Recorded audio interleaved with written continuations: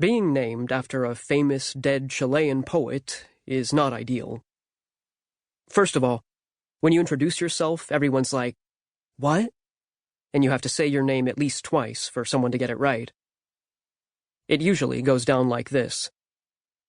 "My name's Neruda." "Wait." The person leans in closer. "How do you say your name?" "Neruda." "Na-ru-da." Interesting. Interesting really means weird, but people try to be polite. Unless they have no social skills at all, and then they just come out and say, "What kind of name is that? Does it mean something?" Of course it means something. All names have meaning, moron. My parents didn't just come up with it from a stupid internet search either. Then there's the occasional person who's actually heard of the name. Those people say this phrase every time. "Neruda, like the poet?" "Yes, Pablo Neruda." Here's the thing, though. Neruda wasn't even his real name. Pablo Neruda was actually a pseudonym for Neftali Ricardo Reyes Basawalto. Neftali came up with the pen name when he was a teenager to hide his writing pursuits from his dad, who wanted him to become something more practical, like a businessman or an accountant. Let's just say I'm grateful he changed his name. Latin people have a thing for long names. It's because we take on the surnames of both parents, with the mother's name going last. You just keep adding on names.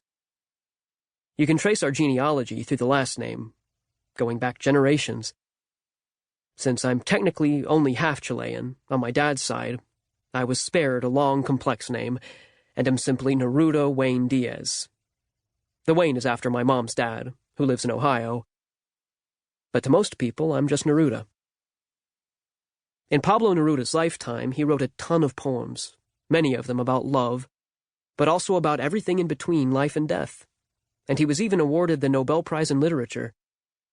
He was also a communist, which is always a bad thing to be if you're an American. But if you study Latin American history, you can kind of understand it. He died on September 23rd, 1973, 12 days after a violent military coup in Chile, way before I was born. Every now and then I'll get a devotee, someone whose eyes flame like a zealot's when he hears my name. He'll speak to me in Neruda's words, as if I should recognize them, as if I'm Neruda reincarnate. I'm given the feverish speeches on how he was the greatest poet to have ever lived. I know that. You can't have a name as iconic as Neruda and know nothing about your namesake. Plus, it's one of the first things my dad ever taught me. While other kids were listening to stories about moons and little pigs and cats with hats, Dad would tell me about Neruda, or the poet, as he referred to him. He said his own dad, my papi, who died a couple of years ago and had emigrated from Chile with his family in the 1980s, had read him Neruda when he was little too. I don't remember papi as well as I'd like to, and the older I get, the more my memory of him fades. When I think of him now, I can recall only a handful of things. That he liked to take long walks by the ocean, do crossword puzzles, and say funny things a lot like, "Camarón que se duerme, se lo lleva la corriente." The shrimp that falls asleep gets carried away by the current.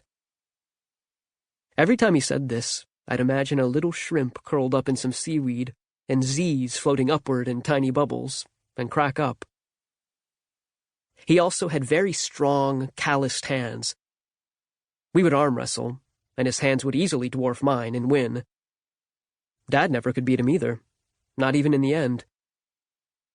Papi used to tell me we'd go to Chile one day so I could see where he grew up. He said we'd visit the white sand beaches and the deep green forests of our people. But he died before we got to go. Lately, I'll hear Dad muttering some of the things Papi used to. My favorite is, "El que no encuentra el amor, no encuentra nada." He who does not find love does not find anything. I think the poet would agree. I'd like to think that would be his favorite, too.